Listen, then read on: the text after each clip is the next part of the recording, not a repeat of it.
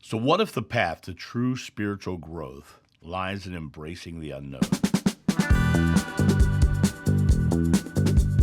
Hey guys, it's John here in my studio at my other desk where I normally do my private sessions from, drinking a beautiful mug of coffee on this rainy day outside. It is a rainy, rainy day out there. I wanted to hop on and talk about the concept of fearless spirituality. And the reason I wanted to talk about the concept of fearless spirituality is because, well, several things. You hear me talk about love and fear frequently on my videos, and I often quote the Buddha quote: "The secret to enlightenment is the eradication of fear." So it really comes down to coming to that space of fearlessness. Now, when you look at the idea of fearlessness, that means you have to step out of your comfort zone. That means you have to take a risk of some kind to break past the cycle of fear. Um, Oftentimes, the risk you're taking is just to choose to be fearless itself. And you've got to come back to a place of realizing that the fear is what's limiting you. Fear is the great paralyzer. It's the thing that holds you in place. Now, the biggest challenge to everything I'm talking about is most of your religions and spiritual ideologies or theologies have a fear base in them somewhere, and some of them are much more loving and more caring. But the fear is you're not going to get it right if you don't do it the way we're telling you to do it. That can be a fear itself. That's a different challenge. Then other religions talk about the fear of God, and you're going to go to hell and burn in eternal torment in the ninth level of hell, right? So when you look at our spiritual challenges in life, it's usually because of what we've chosen to follow or believe already. The Bible says you must become as a child to enter the kingdom of heaven. And yet it also says that you're a wretch and you're born in sin and you're a sinner and you're horrible and terrible. But that child had no belief. It had no fear-based construct. It had no dogma. It had no ritual. It comes down to coming back to your fearless self, releasing all of those fears and those anxieties to come back to that place of understanding that to be truly alive in your spirituality, you have to embrace the unknown. You have to look outside of yourself and explore and experience other cultures, other beliefs. And you'll often hear me say, put on your love goggles before reading any ancient text. But I would say the same thing with put on your love goggles when you're watching a movie. Put on your love goggles when you're walking down the street and you hear someone say something loving. Those are the things that are in the unknown. Many religions especially will tell you you're not supposed to listen outside yourself. You're not supposed to go to anybody other than God or to Jesus or to the various avatar deity of whatever faith it is. But when it comes down to the idea of the realization of you have to embrace the unknown, the unknown is within you. And the only way you come to know what's within you is to go within and trust that it is you who is going to experience it. You have to let go of the fear. Now, oftentimes, like for instance, when I've gone out of body or I've done astral travel, I get questions all the time about people saying, "Yeah, but I'm afraid if I get out of my body, I'll break the cord and I won't be able to get back in." Well, all of those are New Age belief or New Age fears that are added into the belief system. To embrace the unknown, to really embrace the unknown, is to step into your power. Say, I am doing this. And then you have that experience. I am doing this. I have that experience.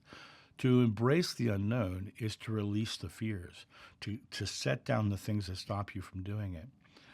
You have the idea of finding God or finding spirituality, but the truth is, in my opinion, my personal opinion, and my personal experience too, it's not about finding something. It's about clearing away the obstructions so that you can see that it's always there. because your spirituality is your non-corporeal self. It is who you already are. All the stuff of the mind, the dogmas, the doctrines, the rituals, the ceremonies, all of them are just journeys of the mind, and they're keeping you away from experiencing that oneness within yourself. So it really comes down to embracing the unknown. Don't be told what you have to do to get to something.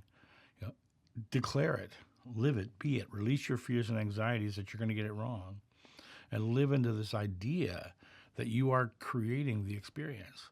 And as you choose to create that experience, you'll choose to start seeing things differently. Because now you start watching a movie and you'll hear a line will pop out at you, because now you can hear that line because you don't have any fears or anxieties, or the fact that you're open to hearing something outside of a religious construct or a religious framework. And you come to that space of realizing, I'm just open to everything. God is too big and too beautiful to be encompassed by any one school of thought or religion. And the only way we can grow into our knowledge and our awareness of God is to step outside of religion itself. Go outside and find the loving words that are around us all day long. You know, you have this ability to discern. We all are given that ability. We have that ability. It's who we are naturally. We can tell whether we like something or don't like something. And it's a matter of choosing that discernment to choose the loving things as opposed to choose the fearful things. Because the fearful things, as I said before, are the great paralyzers. They're the things that stop you from growing, stop you from finding that place. Now, how do you embrace this? First of all, exhale. Come back to that place of fearlessness that is in the physical form. You know, we release the air within our lungs. We're telling our body we're safe. We're telling our body we're safe when we exhale. And you get right there into that certain space. The deeper connection. Everybody's asking me for a deeper connection. Well, when I hear the word deeper, I tend to think heavier, because the deeper you go in water, the heavier the water is, and the more crushing it is, right? I tend to think it's lighter. I don't think it's, or higher. I don't like the word higher because it implies a hierarchy, as does deeper. I just believe it's a cleaner awareness, a clearer awareness. You know, fear is the inclusions in the diamond of love, and you clear out those inclusions to get the most beautiful diamond, right? And so when you look at this, go into this world just looking for and knowing that the world is a beautiful diamond, and within that diamond are all these little inclusions of fear, and you have the ability to drive out those fears. The Bible literally says, perfect love drives out fear. So you become the love. You become the expression. You take that moment where that person would normally be scary to you, and you show them love, and what happens? You get love in return. It's a matter of you stepping into the unknown, embracing it, and saying, I am finding a greater spirituality, a greater love, a greater capacity to love. I am becoming the expression of love. I am love. It's the greatest prayer you could ever say. I am love. God's name is I am, and love is his name as well, what he is. He/she is. So it comes down to this idea of you exploring it. If you're going through your own spiritual growth and you're reading all the books and you're doing all the stuff, you know, and I was there, I did all that. If you're going through all of that, start looking at every book from the perception of, is it loving and is it simple? Is it loving and is it simple? If it's too convoluted, it's of the mind of man. If it's too complex, it's someone trying to figure out what God is. God is simplicity itself. God is pure love without any inclusions of fear. All of those doctrines and dogmas are just the fear of not getting it right, or the fear of not doing it, or oftentimes fear-based teachings to bring people into their belief system. And when you embrace the unknown and realize, you know, I go to these foreign countries and I'm talking to people of all different faiths, and I don't even think about religion the whole time I'm there. I don't think about my faith. I don't think about their faith. People ask me what my faith is all the time. I say, I have no religion. I have no religion. I'm not Christian. I don't believe in Christianity. Why don't I believe in Christianity? Because Jeshua himself said he wasn't the Messiah. And to believe in Christianity means you believe in the anointed one, which means the Messiah, because that's what Christ means. To be Christian is to believe in Christ. And so for me, I believe in the man who taught us our own personal divinity. I believe in the man who stepped into the unknown and embraced it. The man who, in a time of great turmoil in the world, had political structures and religious structures around him telling him that this is what you're supposed to do and believe, and he went completely the opposite and stepped into the unknown and embraced it and started teaching it. And now, 2,000 years later, we're all starting to get it, right? It comes down to this place of realizing that we have to step into the unknown as well to find our true spiritual nature, to find our true spiritual self. And what happens is when you find that and you go down that pathway and you start embracing that uncertainty in spirituality, you start to have personal growth. You start to have resilience and deeper connections with people, because now you're looking at them through the filters of your own personal spirituality that is fearless. Embrace your fearless spirituality. Just love, period. No matter what they look like, no matter what their race, creed, color, no matter what their sexual preference, whatever they are, just love. And the more you just love, the less harmful the people in your life can be and will be, because you're going to reflect to them the feeling of what they're all searching for. That pure love, that unconditional love. You become that unconditional love, and you'll get that back to you. I just saw a horrific story on television the other day. I was watching an FBI story, and they were talking about this serial rapist. It was a horrible person. And there was started to be a string of dead bodies that were piling up behind him. Well, suddenly this one girl was dropped off a couple miles from her house and let live. And they asked her why she was let live, and she said, well, I was sexually assaulted as younger, and I knew that if I fought him and if I tried to stop him, that it was going to go bad. So instead, I embraced what was going on. The things happened. I didn't fight against him. And because I did not have that fear and angry reaction, it didn't feed his fear and angry reaction. And so he felt a personal connection to me, and he couldn't kill me because I was giving him a personal connection. Now, that's a terrible story.